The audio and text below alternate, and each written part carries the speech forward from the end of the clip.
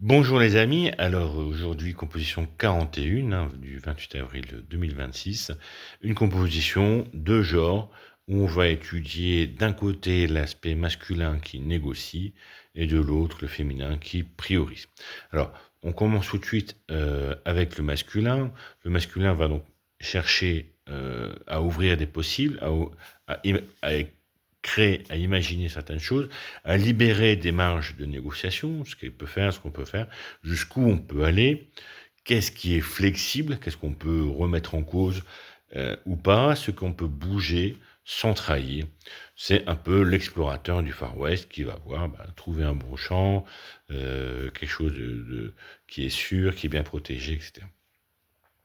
En face, le féminin va prioriser, va donc d'un côté garder ce qui va être essentiel, prioriser, donc le phénomène de gardien, la gardienne du foyer, dans l'expression, ce qui ne doit pas être perdu, donc ce qui va être essentiel, essentiel pour l'avenir, mais essentiel aussi à la survie, on pense au feu, on pense à l'épargne, mais on peut penser à un certain nombre d'outils de bien-être, la fameuse peur des insectes dans le foyer, des araignées, mais euh, qui montre à quel point le foyer doit être sûr.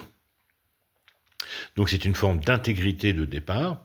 On va protéger, donc quand on est comme ça, quand on a ce féminin-là, protéger le centre pour garder, pour rester ancré dans là où on veut aller et d'où on vient, là où on veut aller, voilà. Et donc globalement, sur l'image du Far West, on a le mari qui est avec son cheval en train de repérer les champs, et puis on a madame avec la roulotte, et puis qui vient avec le foyer, tout le nécessaire pour pouvoir subvenir aux besoins.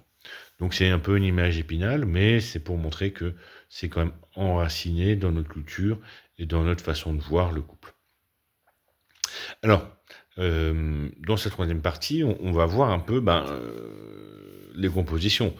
Quand on a le masculin seul avec un féminin défaillant, on a une situation où on a un bon négociateur, mais il a tendance quelque part à perdre le centre. Et puis il finit par se vendre.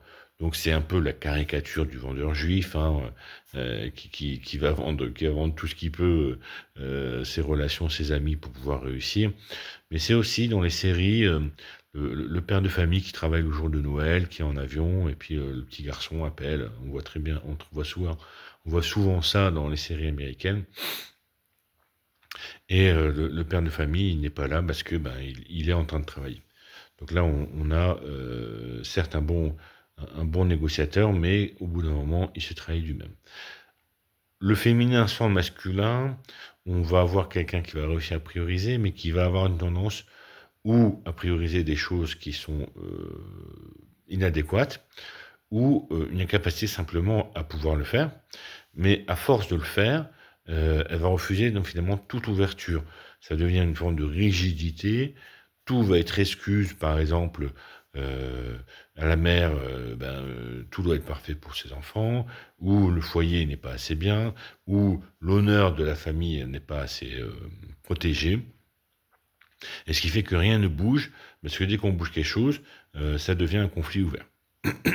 Donc on a cette histoire des vampes, les comiques de ma génération me connaissent, les vampes, où la mégère, l'image épinale de la mégère qui effraie tout le monde, et d'abord son mari, qui veut surtout pas être chez lui. Et donc là, c'est cette image d'épinal qu'on va retrouver, qui est un classique. Alors, quand les deux dysfonctionnent, c'est-à-dire il y a une mauvaise gestion de la flexibilité, une perte de sens dans le sens de négociation, et de l'autre, une perte de priorisation, c'est souvent la ruine assurée. C'est la figure des bourgeois mariés par intérêt, qui se couchent pour le premier budget, un peu d'argent qu'il peut avoir. Et donc le masculin ne sait pas gérer, le féminin n'a pas de priorité. Donc c'est souvent des courses à la ruine, à qui va ruiner l'autre. Par contre, quand les 2, et c'est un peu tout le temps l'objectif en fait de ces compositions de genre, de voir aussi quand ça fonctionne, de reprendre les stéréotypes, quand ça ne fonctionne pas, mais de mettre en face des couples qui fonctionnent. Et donc, bah, on va avoir bah, des expressions, la gestion du bon père de famille, hein, qui va bien ouvrir les négociations, savoir être en avance sur ce qui va arriver, euh, être, être capable d'anticiper. Et en face, ben, tout grand homme cache une grande dame.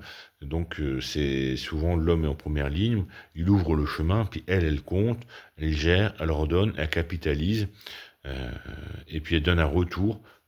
Qu'est-ce qui fructifie, qu'est-ce qui ne fructifie pas, qu'est-ce qui va pas, quelle relation est saine, quelle relation est malsaine. Donc souvent dans ces couples-là, le féminin devient une force, une marque de reconnaissance. Le masculin est à l'honneur, hein, je prends le modèle classique, hein, bien sûr, toujours les 80%. Le masculin est à l'honneur et le féminin va être l'ornement qui va couronner finalement la réussite. On va faire rencontrer madame, on va faire fréquenter madame, etc. Toute la question aussi, par exemple, de sortie, de trahison entre deux amis par rapport à l'un, coup sort avec la femme de l'autre, etc. Eh ben, il y a une trahison aussi dans le cœur même du foyer parce que la priorité est gâchée. Donc voilà, c'était un peu aujourd'hui une composition qui rencontre beaucoup de stéréotypes. Je voulais mettre les choses dans l'ensemble pour pouvoir ne pas s'arquer sur l'un ou l'autre.